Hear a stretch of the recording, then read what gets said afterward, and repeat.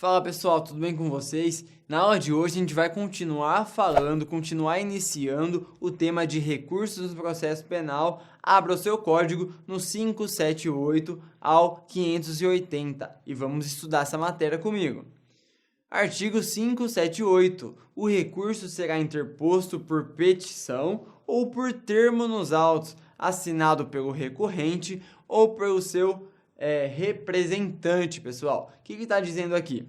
Que o recurso ele pode ser tanto protocolado, tanto interposto direto com a petição, dizendo o porquê do recurso, quais são os argumentos que devem reformar aquela decisão judicial. Então, pode ser por petição ou por termo nos autos, em que a parte ela assina um termo que logo após a sentença, o juiz intima a parte da sentença e lá vem um termo se ela deve ou não recorrer. O ato de assinar esse termo nos autos já significa a interposição do recurso, sendo que aí a parte vai ter um prazo para apresentar os argumentos, as razões do recurso. Beleza, pessoal? Esse foi o caput do 578. Vamos para o parágrafo 1º. Não sabendo ou não podendo o réu assinar o nome, o termo será assinado por alguém, a seu rogo, a sua vontade, na presença de duas testemunhas. Pessoal, acontece muitas vezes do réu ser analfabeto e não conseguir, por não ter escolaridade, não ter desenvolvido isso, ele não pode assinar o seu nome, ou por qualquer outro motivo, de doença, talvez, algo assim. Então, nesse tipo de caso, o réu ele vai escolher uma pessoa para assinar de sua confiança e também terão que estar presentes duas testemunhas, pessoal. Essa é a regra do parágrafo 1º. Não cai tanto em prova, mas é nossa obrigação dar uma olhadinha. Segundo parágrafo, vamos lá. A petição de interposição de recurso com o despacho do juiz será até o dia seguinte ao último do prazo entregue ao escrivão, que certificará no termo da juntada a data da entrega, pessoal. Então, a petição de interposição com o despacho do juiz, aceitando o recurso, vai ter que ir até o último dia do prazo, dia seguinte ao último dia do prazo, ele tem que ser entregue ao escrivão, para que o escrivão, assim, ele possa remeter, após cumprir alguns procedimentos legais internos do tribunal, ele vai poder remeter o processo para a segunda instância, pessoal. E aí, no caso de São Paulo, vai chegar da comarca para o Tribunal de Justiça de São Paulo, o TJ São Paulo. Então, no parágrafo 3º, a gente tem interposto por termo o recurso, que, como eu disse, é quando a parte, em vez de apresentar a petição diretamente, ela vai lá e assina um termo dizendo que tem a vontade de recorrer da decisão.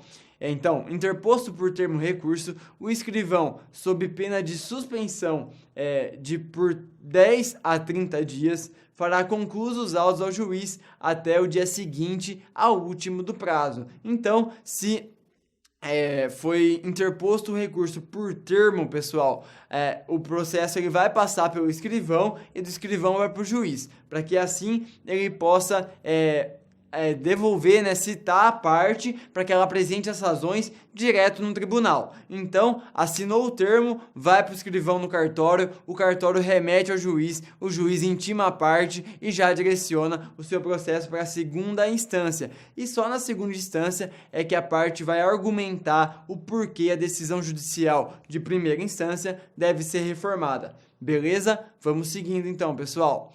Artigo 579. Salvo a hipótese de má-fé, a parte não será prejudicada pela interposição de um recurso por outro. O que quer dizer isso aqui, pessoal?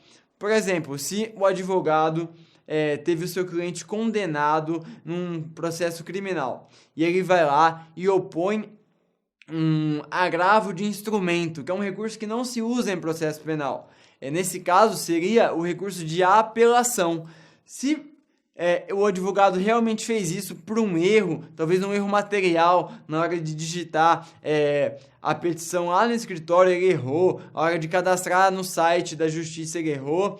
Então, se não tiver má-fé, ele não pode ser prejudicado, pessoal. O próprio sistema do tribunal deve adequar o recurso a previsão legal cabível. Então, se por exemplo, o advogado ele errou a modalidade de recurso que ele deveria combater aquela decisão, o próprio tribunal deve corrigir, salvo se comprovada a má-fé. Entendeu, pessoal? Se errou o recurso, em regra não tem problema, é dever do tribunal corrigir e adequar esse recurso aos procedimentos legais e assim seguir o rito escolhido pelo Código. Seguindo, temos o parágrafo único, pessoal.